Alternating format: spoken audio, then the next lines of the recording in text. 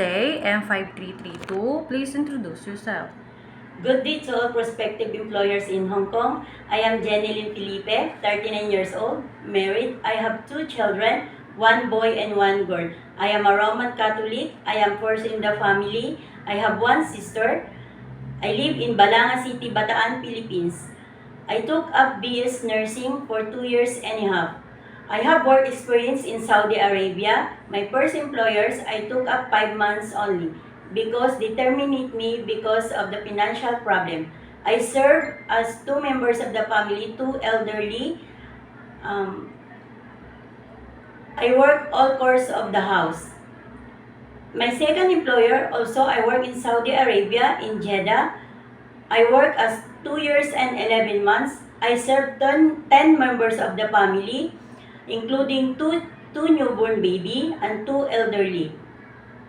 My duties there are all course of the household, taking care of the baby, cooking, ironing, cleaning the house, marketing, taking care of the pets, car washing. Okay. I saw that you have experience taking care of a newborn baby. Now, can you tell me how do you prepare the milk of a newborn baby? First, I wash my hands. I wash the bottle, sterilize the bottle, and then I check the temperature of the water and I prepare the milk. Before I give the milk, I check the temperature if ready to give the baby. Okay. What would you do if the baby couldn't stop from crying? First, I will check the baby.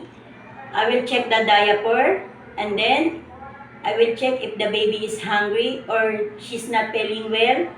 And then if they don't stop, I will call my employer to ask and to tell them that the baby is not feeling well. Okay. Why do you want to work in Hong Kong? I want to work in Hong Kong because I need to support my family here in the Philippines. And also the employer in Hong Kong, they give a high salary.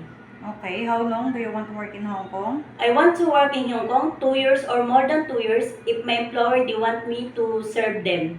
Okay, do you know how to cook Chinese food? I didn't know how to cook Chinese food, but I am willing to learn. And also, if my employer they want me to teach how to cook their food. If the employer will teach you. Okay. Okay. Okay. Is it okay to you to share room with kids? Yes, it's okay for me and I am willing. Is it okay to you to share room with elderly? Yes.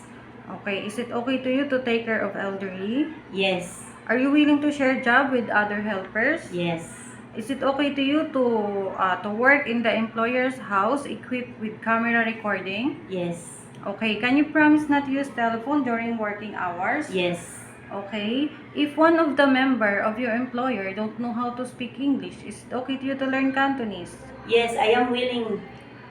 Okay. Now can you tell me what is your message to your future employer?